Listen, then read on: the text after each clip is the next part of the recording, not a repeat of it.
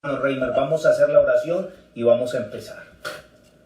Soberano y eterno Dios, en esta noche nos ponemos en tus manos, Señor Jesús, para que nos bendigas a través de esta preciosa enseñanza. Hoy el vaso que has escogido es nuestro hermano Gerson Parra, y sé que vas a bendecir tu iglesia como lo has venido haciendo estos días pasados. Señor, estamos con el corazón de par en par, estamos con la disponibilidad de seguir aprendiendo de tus grandes misterios, Señor. Hoy, Señor, nos disponemos para escuchar tu voz en el nombre poderoso del Señor Jesús. Amén. Amados hermanos, estamos grabando las enseñanzas para después subirlas a la plataforma de Zoom, de YouTube. Entonces, por favor, micrófonos apagados, cámaras apagadas, y si alguno por ahí se le ocurre abrir, alguien que por favor en el chat me ayude a corregirle. Bien pueda, hermano, y lo dejamos compañía a esta preciosa iglesia. Muy bien, un saludo para todos en el nombre del Señor Jesús. Para la transmisión que se está haciendo por Zoom, para la Iglesia Pentecostal Unida Latinoamericana, igualmente para los que se conectan en Facebook Live a través de Pastor Gerson Parra. Vamos a hablar sobre el tribunal de Cristo. Segunda de Corintios capítulo 5 y el versículo 10 es un apoyo teológico para esta doctrina. Dice, porque es necesario que todos nosotros comparezcamos ante el tribunal de Cristo para que cada uno reciba según lo que haya hecho mientras estaba en el cuerpo, sea bueno o sea malo. Gloria a Dios. Empecemos diciendo que la doctrina del tribunal de Cristo hace referencia a un juicio. Pero ahora, este juicio no es para salvación. No es para para ser salvo o ser condenado. Porque todos los que somos de Cristo, todos los que estamos en Cristo, todos los que amamos a Dios, los que hemos sido bautizados, los que hemos entendido el camino de salvación, todo creyente fue juzgado en la cruz de Cristo. Isaías 53 dice, mas él herido fue por nuestras rebeliones, molido por nuestros pecados. El castigo de nuestra paz fue sobre él, y por su llaga fuimos. Nótese que dice que ya fuimos nosotros curados. Colosenses capítulo 2, el versículo 14 nos da un detalle impresionante. Dice, anulando el acta de los decretos. Era un acta que existía. Dice, anulando esa acta de los decretos que había contra nosotros y que nos era contraria, dice la Biblia, él la quitó de en medio y la clavó en la cruz. Es decir, nosotros los que amamos al Señor, los que seguimos al Señor, ya nosotros fuimos juzgados para salvación en la cruz, si permanecemos fieles al Señor. Pero entonces ahora permítame parafrasear este texto de Segunda de Corintios, capítulo 5, versículo 10, que dice, porque es necesario. Ahora, esa primera parte, es necesario que todos nosotros, ¿quiénes son todos nosotros? Para poder entender este versículo tenemos que entender quién lo escribió. Este versículo lo escribió el apóstol Pablo y dice, es necesario que todos nosotros, y él nos incluye. ¿En qué nos incluye? Y nos incluye en su manera de pensar, en su manera de percibir el evangelio y la gracia de Dios. ¿Qué había enseñado Pablo? Pablo había enseñado que este evangelio que nosotros vivimos, esta salvación que nosotros tenemos, es por gracia y no es por obras. Él dijo, no por obras para que nadie se gloríe, y eso lo vamos a ver más adelante, pero él dice, es necesario que todos nosotros, es decir, los que vivimos bajo la gracia, los que hemos entendido, los que nos hemos bautizado, y aquí hay varias doctrinas que se encuentran en este tema que se llama el tribunal de Cristo. Por ejemplo, la doctrina de la redención, la doctrina de la justificación, la misma eclesiología y aún la martiología que nos enseña sobre el pecado, todas vienen aquí. Y por eso Pablo entonces dice, es necesario que todos nosotros, ahora dice, comparezcamos ante el tribunal. Esa palabra tribunal empieza a ser muy interesante. Y estoy seguro que si usted entiende hoy lo que es el tribunal de Cristo, usted va a cambiar su manera de percibir la vida cristiana. Usted se va a levantar no solamente pensando en vivir un día más, sino vivirlo delante de Dios. ¿Para qué me es útil entender del tribunal de Cristo? A mí me es útil entender del tribunal de Cristo para vivir mi vida cristiana, ya no delante de los hombres, sino delante de Dios. Esa palabra tribunal viene de un vocablo griego llamado bema. Ese bema era el podio donde se subían a recibir los premios en los Juegos Olímpicos. Usted puede observar que hay dos testigos teológicos o dos versículos que nos hablan en medio de todo esto, el contexto en que se escribió, y nos habla del estadio. Primero dice, ¿no sabéis que todos los que corren en el estadio, todos a la verdad corren? Pero dice, pero uno solo lleva el premio.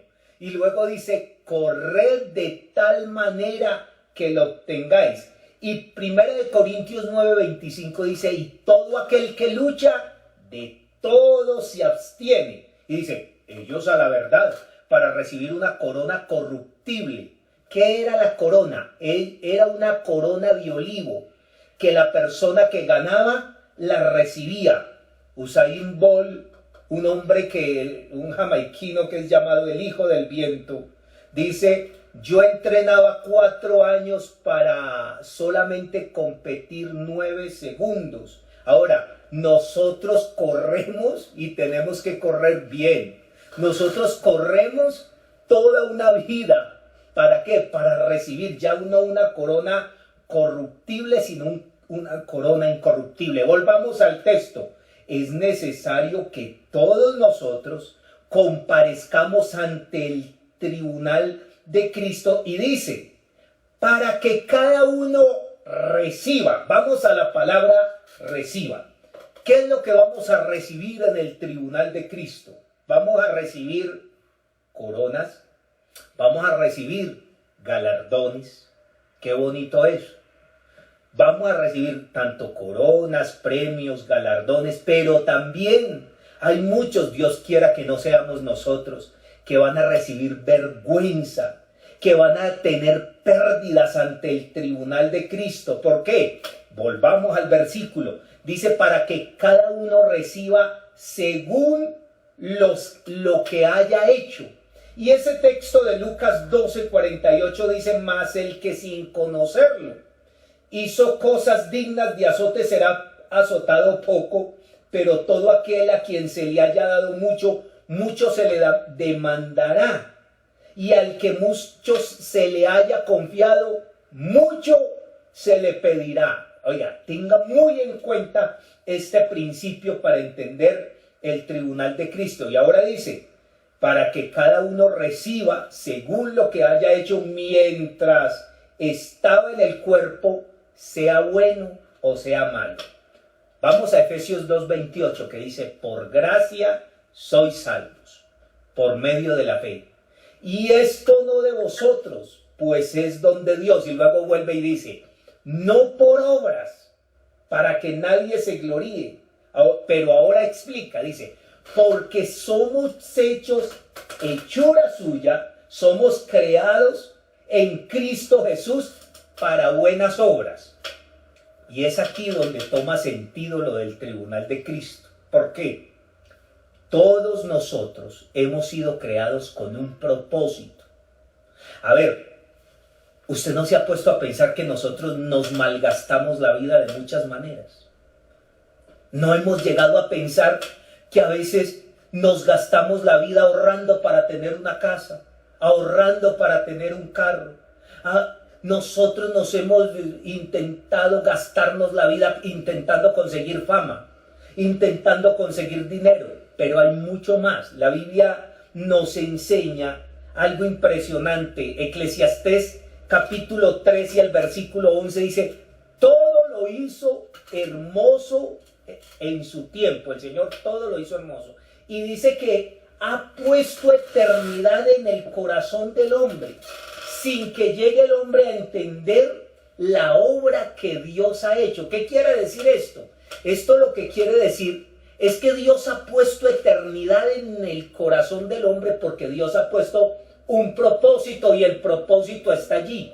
¿A usted no le pasa que muchas veces ese propósito lo despierta, lo golpea, le dice: no estás haciendo lo debido? Hay muchos que cuando cumplen años entonces se deprimen. ¿Por qué? Porque no están viviendo de acuerdo al propósito. Y tenga cuidado, porque es necesario que todos nosotros comparezcamos ante el tribunal de Cristo, porque allí se nos va a pedir cuenta del propósito que Dios colocó en el corazón del hombre, de la porción de eternidad que Dios nos regaló a nosotros para que nosotros caminemos por allí. ¿Qué se nos regaló?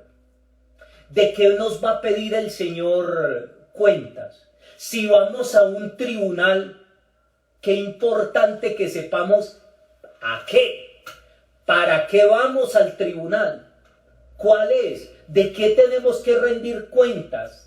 De lo primero que tenemos que rendir cuentas es de nuestra vida. Recibimos la vida. Oiga, apreciados hermanos, no recibimos la vida porque sí. Usted no nació solo por vivir, no.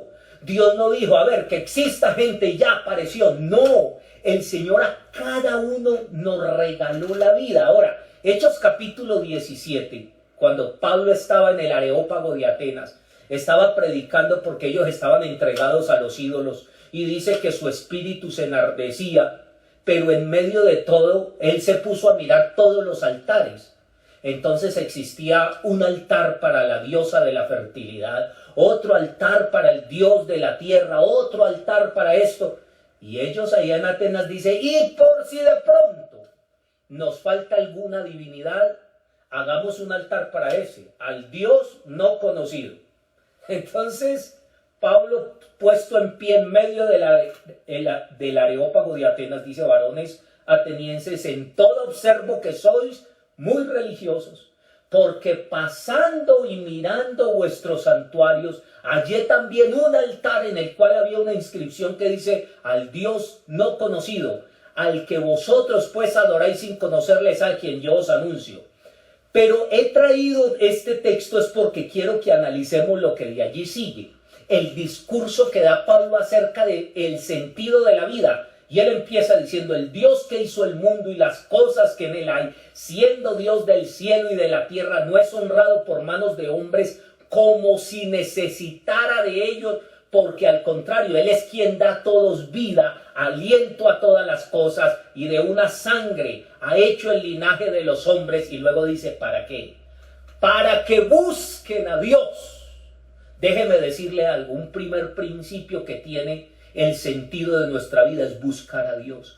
Para que busquen a Dios, si en alguna manera puedan hallarlo, aunque ciertamente no está lejos de cada uno de nosotros, porque en Él vivimos, en Él nos movemos. Y Pablo dijo, oiga, Pablo trajo aquí una cantidad de artes, dice: y somos como algunos de vuestros poetas escriben, somos linaje suyo. Siendo pues linaje de Dios, no pensemos que la divinidad sea semejante a oro o a plata. Ahora, dice, después de muestra todo esto, dice que ahora lo que tenemos que entender es que Dios, habiendo pasado por alto los tiempos de esta ignorancia, ahora manda a todos los hombres en todo lugar que se arrepientan. Entonces, empecemos a tener algunos principios claves. El primero: ese día, el tribunal de Cristo, vamos a estar en un juicio, pero no es un juicio de salvación o de condenación, no. Es un juicio para los que hemos sido cristianos, para los que conocemos a Dios y los que fuimos salvos. porque el asunto empieza allá cuando el Señor mismo, con voz de mando, con voz de arcángel y con trompeta de Dios, descenderá del cielo, y los muertos en Cristo resucitarán primero, y luego nosotros, los que vivimos, los que hayamos quedado, seremos arrebatados. Mire, arrebatar algo es tomarlo por la fuerza. Nosotros vamos a ser tomados por la fuerza para recibir al Señor en el aire, y así estaremos siempre con el Señor. Una vez que lleguemos a encontrarnos con el Señor, va a tener lugar el tribunal de Cristo. Allí vamos a ser juzgados por lo que hicimos mientras estábamos en el cuerpo, y estamos hablando de lo que se nos dio. Vamos a dar cuenta de lo que nos fue entregado. ¿Y qué se nos fue entregado? La vida. Se nos entregó la vida. Ahora, el cuerpo. Nosotros a veces no entendemos que nuestro cuerpo es templo de Dios. Primera de Corintios 3:16, ese versículo que es tan popular. ¿No sabéis que sois templo de Dios? Y que el Espíritu de Dios mora en vosotros. Y dice, si alguno destruyera el templo de Dios, Dios le destruirá a él. Porque el templo de Dios, el cual sois vosotros, santo es. Allá, el día del tribunal de Cristo, vamos a tener que dar cuenta por lo que hicimos con nuestra vida, por cómo manejamos nuestro cuerpo. Nosotros a veces no entendemos que todo esto, todo lo que Dios nos ha dado, no es para derrocharlo. La Biblia dice que el cuerpo no es para la fornicación. Ahora, yo le digo, el cuerpo no es para las drogas, no es para el alcohol. Este cuerpo es un templo donde debe morar el Señor. Ahora, hay un tercer aspecto, y es el círculo social que nos rodea. Romanos capítulo 14, versículo 10 dice, pero tú, ¿por qué juzgas a tu hermano? O también, ¿por qué menosprecias a tu hermano? ¿O acaso no entiendes que todos compareceremos delante del tribunal de Cristo? Nosotros a veces que tan fácil criticamos a los hermanos. Oigan, nosotros que tan sencillamente, y digamos que en medio de todo, una de las cosas que tenemos que entender es que de eso vamos a dar cuenta delante del tribunal de Cristo. Allá vamos a dar cuenta de la forma como manejamos nuestras relaciones aquí. Usted no ve que nosotros tenemos familia, tenemos amigos, tenemos personas que Dios colocó a nuestro alrededor, y de eso es una responsabilidad que tenemos, porque tenemos que dar cuenta. Pero ahora hay algo impresionante, y es que Dios nos regaló dones, nos regaló ministerios. Tiene usted un arte, una facilidad para hacer algo. La Biblia nos enseña, Mateo capítulo 25, que el Señor llamó a 3 hombres, y la Biblia dice, a uno dio 5 talentos. Y entonces a uno le dio y él se fue, y dice que a cada uno le dio conforme a su capacidad. Si hay cosas que Dios no te ha dado, es porque quizás no tienes la capacidad o no es el tiempo. Nosotros vivimos muy enamorados de nuestros propios tiempos, pero ahora es el tiempo. Nosotros tenemos que entender que el tiempo de Dios es distinto.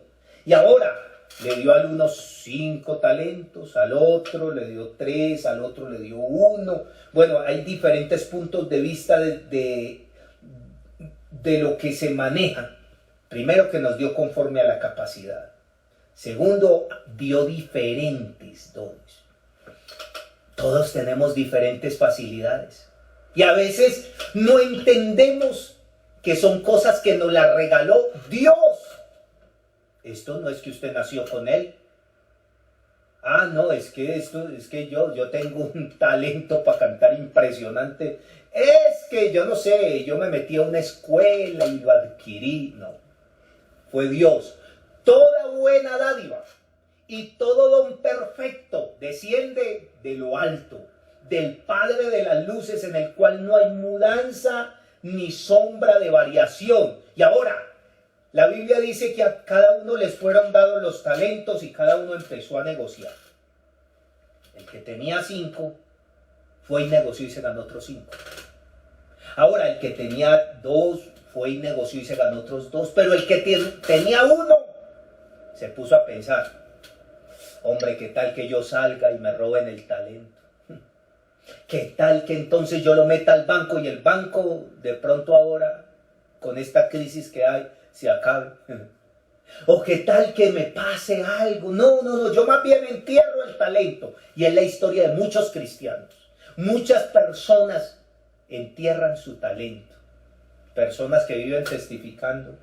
Hermanos, yo hace muchos años, yo evangelizaba, yo era tremendo para cantar y para ir a hablar de Dios. Pero ¿qué tienes ahora? ¿Ah? ¿Qué hay que tengas ahora? No hay nada. ¿Por qué? Porque enterró el talento. Y la Biblia dice que llegó el dueño de los talentos y les pidió cuentas. Tribunal de Cristo. ¿Qué va a pasar? El Señor te va a preguntar, oye, te di una voz extraordinaria. ¿Y qué hiciste con ella? Pues Señor, yo quería hacer, pero no sé, no pude. Yo te di talento para hablar, para ganar amigos. ¿Qué hiciste con ellos? No, Señor, es que había mucha envidia, entonces solo hice enemigos. Ahí es donde ya no hay excusas. Es más, y ya fuimos salvos. Pero ahí se va a pedir cuenta de todo lo que hicimos cuando estábamos en el cuerpo. Hay una palabra que el Señor nos da en 1 Corintios, el capítulo 3, y que nos enseña mucho de todo esto.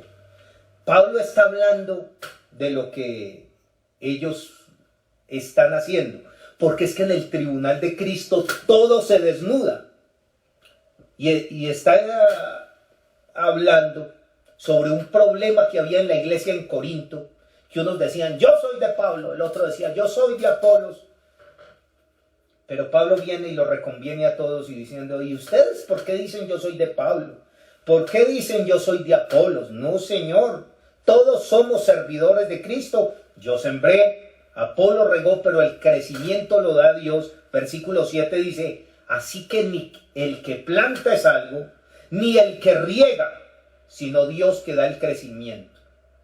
Y el que planta y el que riega son una misma cosa, aunque cada uno recibirá su recompensa conforme a su labor. Y ahora dice, porque somos colaboradores de Dios, y vosotros sois labranza de Dios y edificio de Dios. Ahora versículo 10.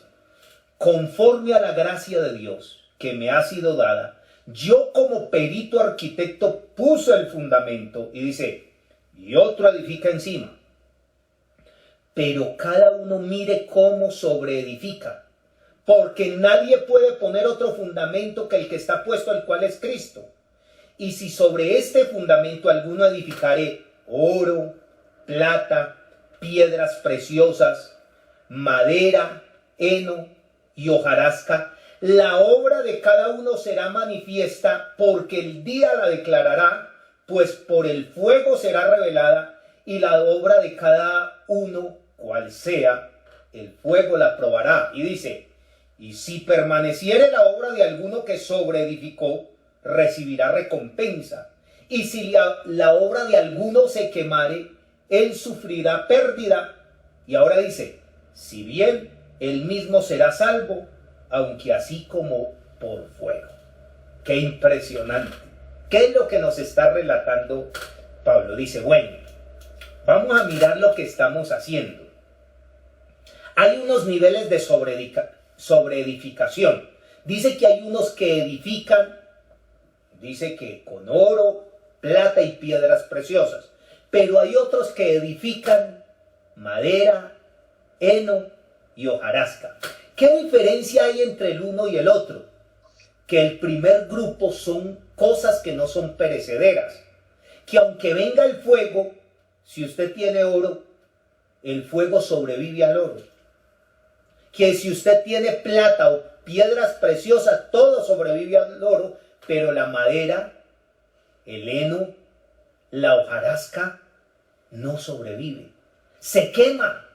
Y hay muchos que empiezan a servir a Dios edificando sobre heno, sobre madera y sobre hojarasca. ¿Cuáles son? Los que empiezan a pensar que todo lo que están haciendo, lo están haciendo bien, pero lo están haciendo bien para ellos, ¿no? Y qué tremendo el día del tribunal de Cristo. Incluso Filipenses 1:15 nos da un dato, yo diría que aterrador.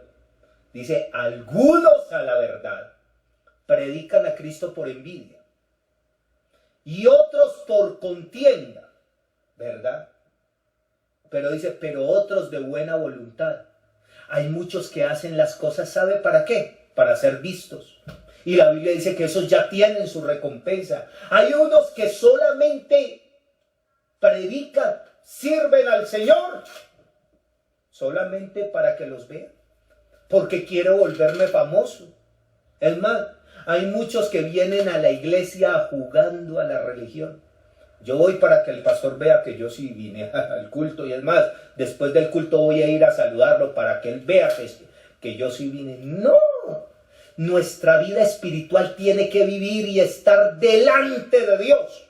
Nosotros tenemos que aprender a vivir nuestra vida y hacer las cosas es para Dios. ¿Por qué? Déjenme hablarle del método científico para saber lo que va a pasar en el día de Cristo. Filipenses capítulo 1 versículo 9 dice, esto pido en oración, Pablo está orando, que vuestro amor abunde aún más en ciencia y en todo conocimiento, para que aprobéis lo mejor a fin de que seáis sinceros e irreprensibles para el día de Cristo, y llenos de frutos de justicia que son por medio de Jesucristo, para gloria y alabanza de Dios. Es decir, todo lo que nosotros hacemos, usted lo puede hacer por 3 motivos. Uno, porque le gusta, vale, pero no es este el lugar ni el momento. Otro, porque quiere que lo vean, quiere volverse famoso. Bueno, ¿qué vamos a hacer? Pero este no es el lugar. Si de verdad vivimos una vida delante de Dios, las cosas hay que hacerlas para honrar a Dios. Las cosas tenemos que, nuestra vida cristiana no es si me ven o no me ven. Yo no oro por obligación. Yo no voy a la iglesia porque tenga que ir o porque me acostumbré. Yo voy porque yo vivo una relación íntima con Dios. Y ahí es donde está el hecho de lo que vamos a recibir en el tribunal de Cristo. Porque si usted sirve solo porque el pastor se lo sugiere, si usted hace las cosas solo porque cree que tiene que hacerlas, entonces estás perdido y estás viviendo la vida de manera religiosa. Eso era lo que hacían los fariseos. Oraban de pie en las esquinas para que todos los vieran. Ellos mostraban que eran muy generosos, y el que oraba en el templo decía, Dios, te doy gracias porque no soy como los demás hombres. Pero ¿qué pasó? Dice, el Señor dijo, de hecho ellos ya tienen la recompensa. Pero Filipenses 2:14 empieza a decir, no, haced todo sin murmuraciones, háganlo todo sin contiendas, para que sean irreprensibles, sencillos, hijos de Dios, sin mancha, en medio de una generación maligna y perversa, en medio de la cual nosotros resplandecemos como luminares en el mundo. Y dice, asidos de la palabra de vida, para que en el día de Cristo, ese término del día de Cristo es el día del tribunal de Cristo. Para el día que estemos frente al tribunal de Cristo, Pablo dice, yo pueda gloriarme de que no he corrido en vano, que no en vano he trabajado. Todos nosotros tenemos que entender que ya no le servimos al ojo, que ya no servimos para que la gente nos vea, que ya no servimos para ser famosos. Es más, ¿para qué hacemos las cosas? ¿Por qué las hacemos? No, ya no servimos al ojo, ya servimos a Dios. Y hablemos ahora de las recompensas, de los galardones y de las coronas. Coronas, la Biblia habla de varias coronas. Por ejemplo, hay las coronas para el que retiene lo que Dios le ha dado. Por eso el Señor dice, Apocalipsis 3:11, he aquí yo vengo pronto, retén lo que tienes. Aférrate a lo que tienes, aférrate a lo que has recibido para que ninguno tome tu corona. Ahora hay otra corona, la Biblia dice, y también el que lucha como atleta no es coronado, sino lucha legítimamente. Es que es más, todo lo que nosotros hacemos tenemos que hacerlo conscientes. Eso es hacerlo legítimamente.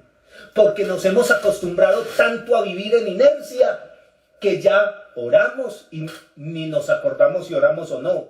Es más, hacemos las cosas, vamos al culto y cantamos, pero no sabemos realmente lo que estamos haciendo. Una de las cosas que tenemos que hacer es la conexión mental, que usted entienda que está adorando, que está orando, que está recibiendo la palabra de Dios.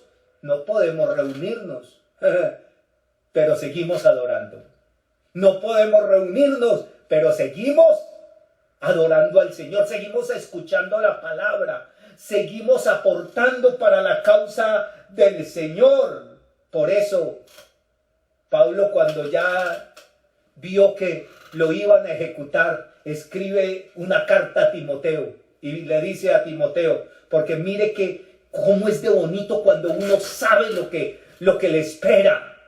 Pablo le dice a Timoteo, he peleado la buena batalla, he acabado la carrera y he guardado la fe, por lo cual me está guardada la corona de justicia que me dará el Señor juez justo en aquel día, y no solo a mí, sino a todos los que aman su venida. Vale la pena pelear la buena batalla de la fe.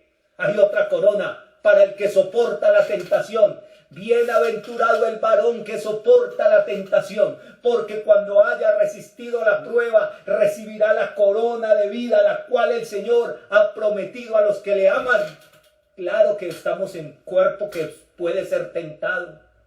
Claro que tenemos luchas continuas, pero hay una corona para los que pasan adelante y soportan todo esto. Y hay una corona muy especial. La Biblia dice, y el Señor le habla diciendo, y cuando aparezca el príncipe de los pastores, porque ese versículo empieza diciendo, apacentad la grey de Dios que está entre vosotros. Es a los pastores que le está hablando. Y luego dice, y cuando aparezca el príncipe de los pastores, vosotros recibiréis la corona de la vida. Cuando el Señor habla, Apocalipsis 2, desde el capítulo 1 de Apocalipsis hasta el capítulo 3, hablan los mensajes a las iglesias. Pero una de las cosas que me impresiona es que en Apocalipsis 2:10 el Señor le dice a la iglesia, le dice, no temas en lo que vas a padecer. He aquí el diablo va a echar a alguno de vosotros en la cárcel y tendréis tribulación y vas a ser probados. Pero dice, sé fiel hasta la muerte. Oiga, aquí no se puede ser fiel solo unos tiempos. Aquí no se puede ser fiel porque nosotros tendremos muchas excusas para no ser fieles. Pero por favor, sé fiel hasta la muerte, dice el Señor, y yo te daré la corona de la vida. Aleluya. Entonces, ¿qué recibiremos? Recibiremos galardones, recibiremos corona, pero déjenme hablarle de otro aspecto, que es que nosotros recibiremos autoridad, porque si ustedes han estado en una semana de escatología, estoy seguro que ya han entendido que el futuro que tenemos es un futuro glorioso, que el futuro que tenemos es un futuro extraordinario, que no solamente nos vamos a ir con el Señor, que no solamente vamos a estar en el tribunal de Cristo, que no solamente vamos a estar en las bodas del Cordero, que voy a hablar en un momento de esto, sino que vamos a estar en el reinado milenial de Cristo. Segunda de Timoteo capítulo 2 versículo 12 dice, si sufrimos, también reinaremos con él. Si le negáramos, él también nos negará. Apocalipsis el capítulo 1 el versículo 4 dice, Juan a las 7 iglesias que están en Asia, gracia y paz a vosotros, del que es y que era y el que ha de venir, y de los 7 espíritus, de Dios que están delante de su trono, dice, y de Jesucristo, el testigo fiel, el primogénito de los muertos, el soberano de los reyes de la tierra. Y luego dice, el que nos amó y nos lavó de nuestros pecados con su sangre y nos hizo reyes y sacerdotes. ¿Para qué es un rey? ¿Ah? Para reinar, ¿verdad? ¿Para qué es un rey? ¿Qué sería de un rey sin un reino? Claro que vamos a reinar. Apocalipsis capítulo 5, el versículo 9, cuando habla del cántico, dice, y cantaban un cántico nuevo diciendo, digno eres, Señor, de recibir, de tomar el libro y de abrir sus sellos, porque fuiste inmolado y nos has redimido.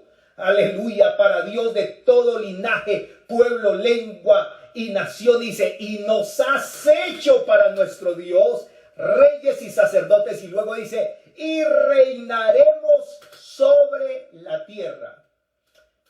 Hay una parábola de Lucas capítulo 19 y quiero leerla porque aquí toma sentido de muchas de las cosas. Le estoy diciendo que en el tribunal de Cristo vamos a recibir autoridad para gobernar. Lucas el capítulo 19, cuando se habla de la parábola de las 10 minas, dice desde el versículo 12, dijo pues, un hombre noble se fue a un país lejano para recibir un reino y volver. Y llamando a 10 siervos suyos les dio 10 minas. Y les dijo, negociad en tanto que vengo. Pero sus conciudadanos le aborrecían y enviaron tras él una embajada diciendo, no queremos que éste reine sobre nosotros. Y aconteció que vuelto él, después de recibir el reino, mandó a llamar ante él aquellos siervos a los cuales había dado dinero para saber lo que había negociado cada uno. Y vino el primero diciendo, Señor, tu mina ha ganado 10 minas.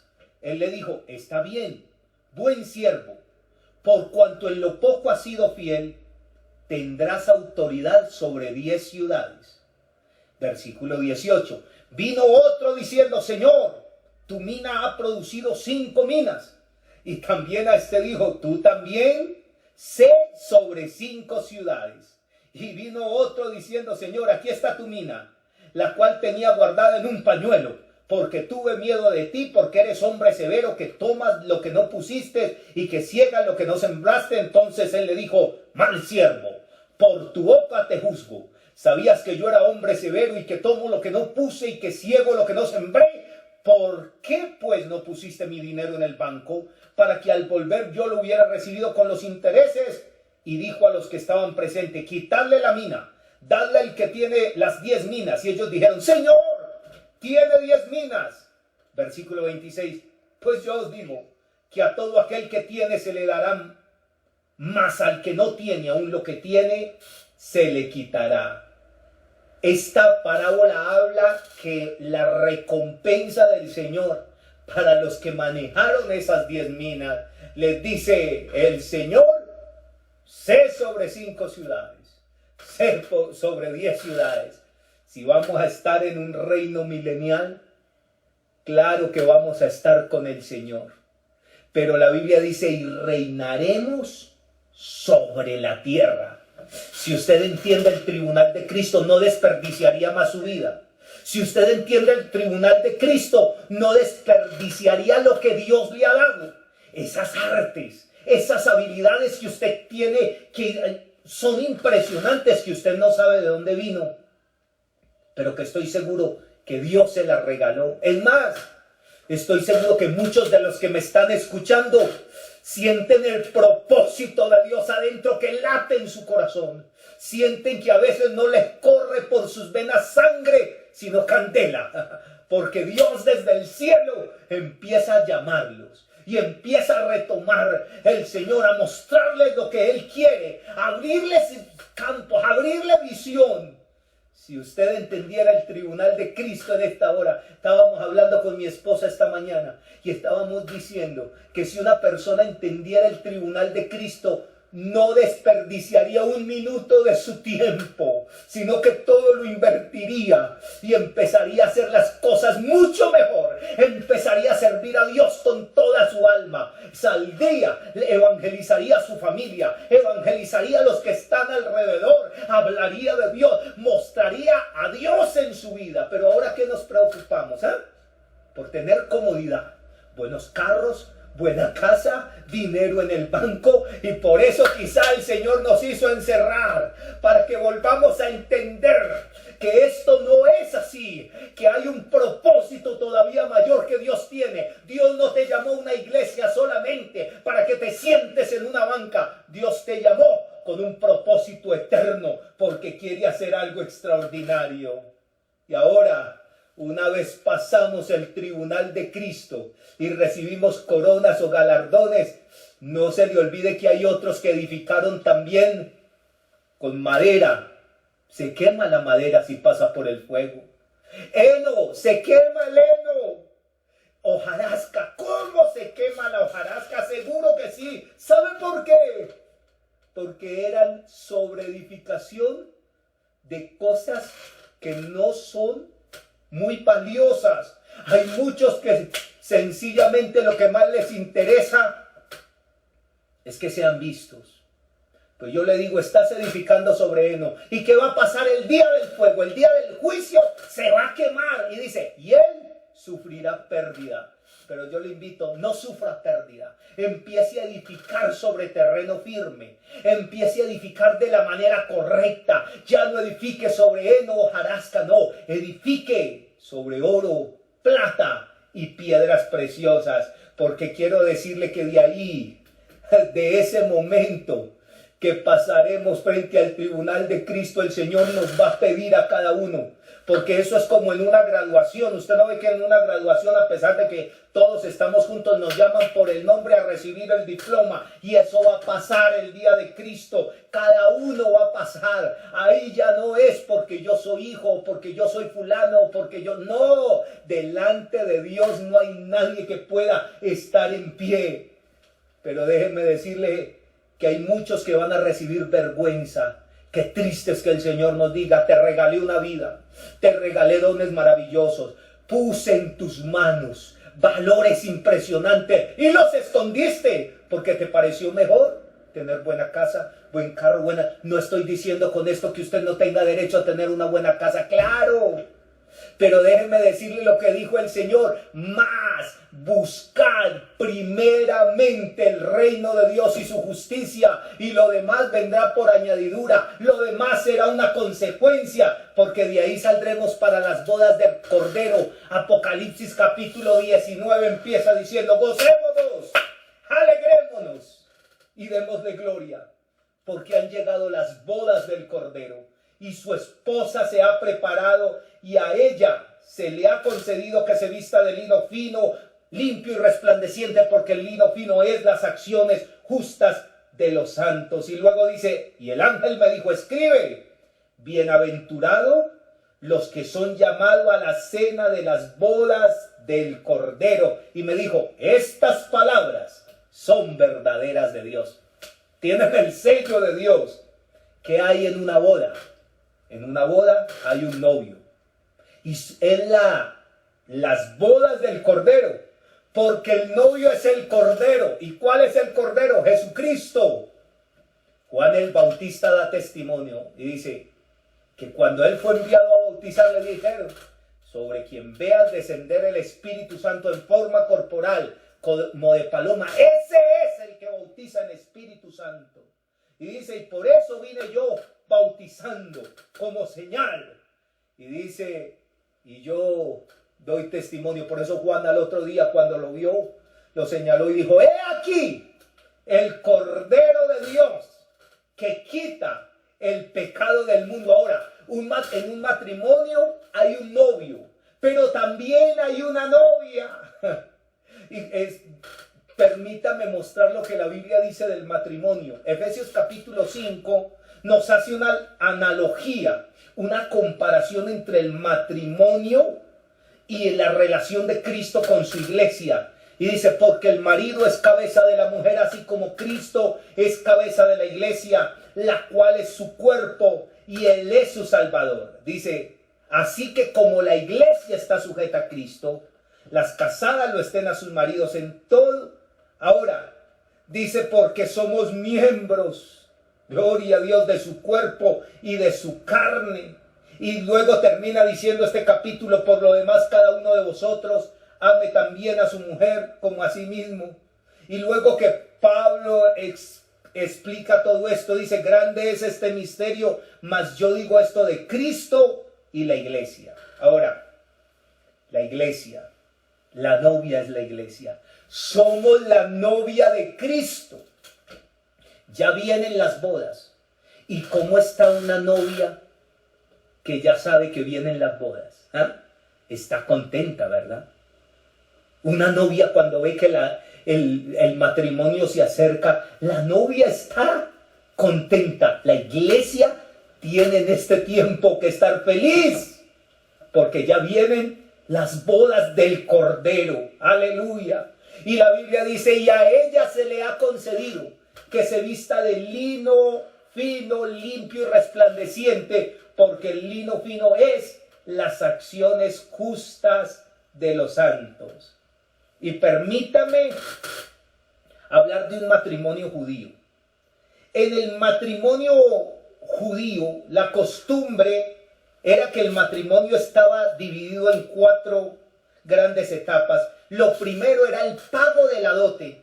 El pago de la dote era que el novio llegaba y pagaba la dote de la novia. Esa era la primera. La segunda era la entrega de las arras.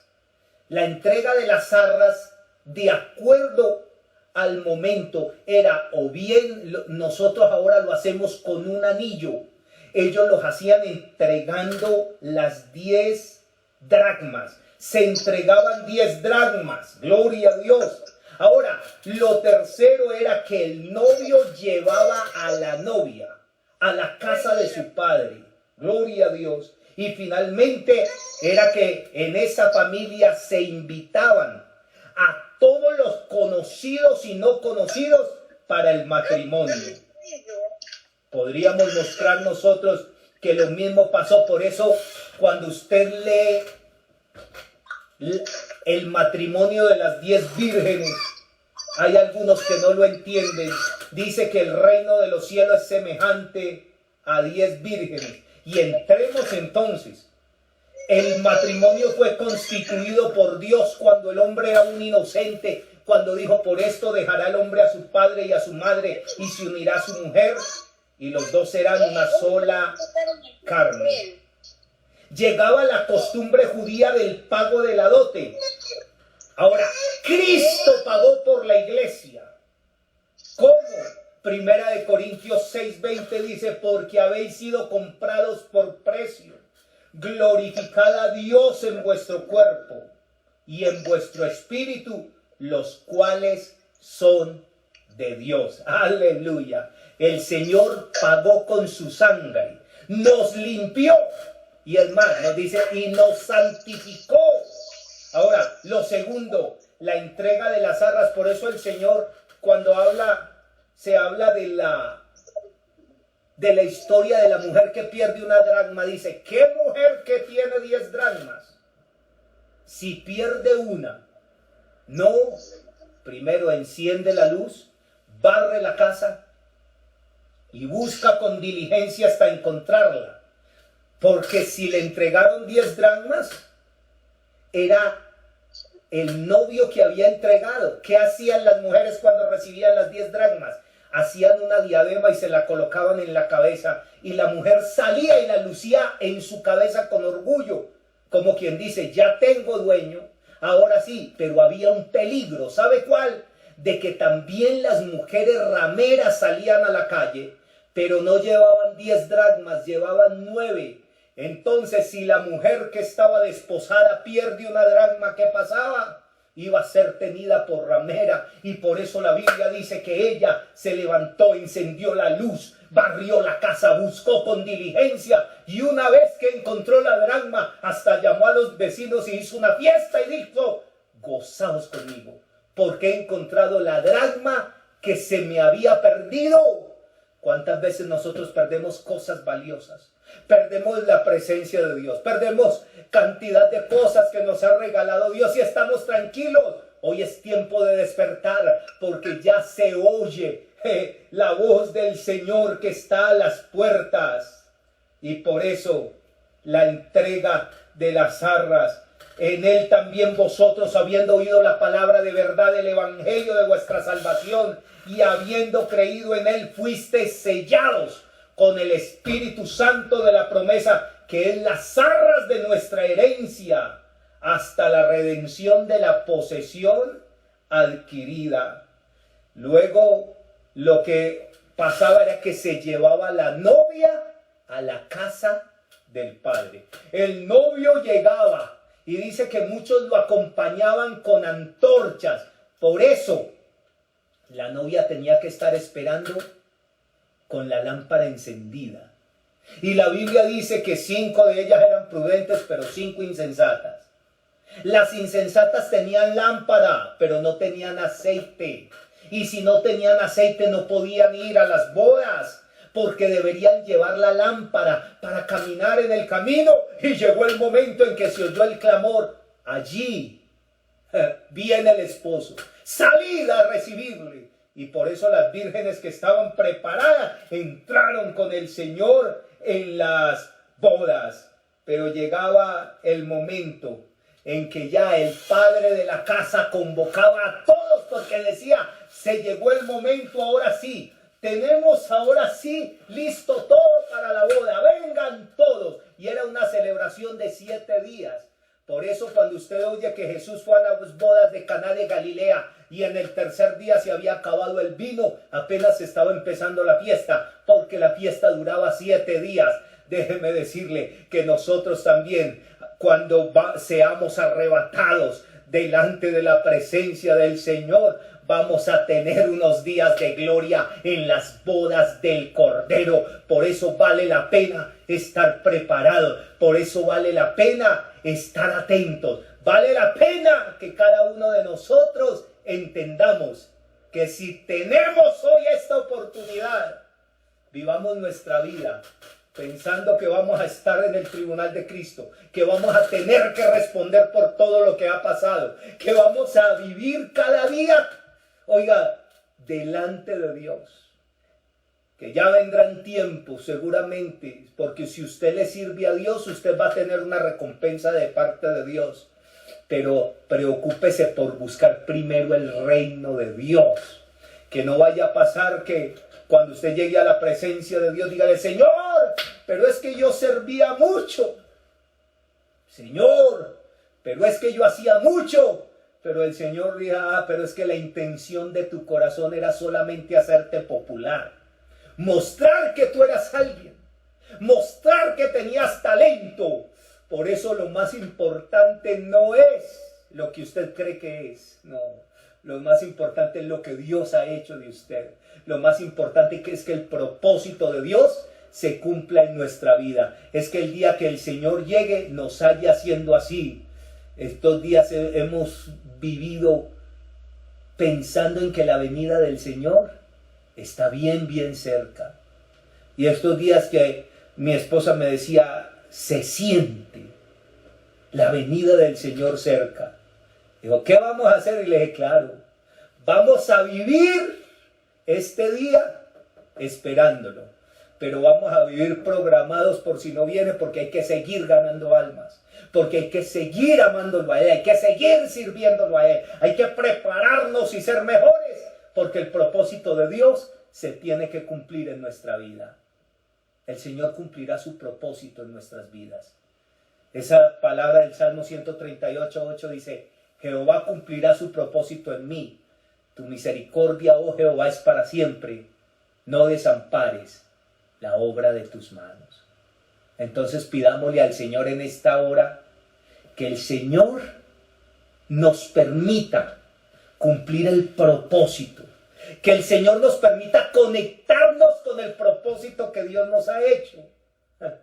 Que el Señor nos permita entender que todo lo que Él nos ha dado es con el propósito de que lo amemos a Él, de que estemos sirviéndole, pero a Él, no más sirviendo al ojo, no más sirviendo a nuestros propios intereses, no más sirviendo a lo que nosotros creemos o deseamos. Ahora es tiempo de entregar nuestras vidas nuevamente al Señor y decirle: Señor, es que lo que yo anhelo de ahora en adelante es que usted, Señor, sea tomando mi vida y sea haciendo con mi vida algo valioso. Padre, yo te doy gracias. Yo te doy gracias, Señor, por esta oportunidad que nos has permitido de escuchar tu palabra. Porque nos has confrontado con el tribunal de Cristo, pero nos das la esperanza de las bodas del Cordero. Señor, y queremos vivir este día preparándonos. Y todo lo que nos queda de nuestra vida, queremos vivirla, Señor, entendiendo que tú eres lo más especial que nos ha sucedido. Queremos vivirla, Señor, entendiendo que no vivimos ya para nosotros. Que ahora sí entendemos lo que dijo Pablo: ya no vivo yo, sino que Cristo vive en mí. Y que ahora lo vivo en la carne, lo vivo en la fe del Hijo de Dios, el cual me amó y se entregó a sí mismo por mí. Padre, que podamos, Señor, amarte, que podamos servirte y que podamos, Señor, cumplir el propósito para el cual nos has creado. En el nombre del Señor Jesucristo. Amén.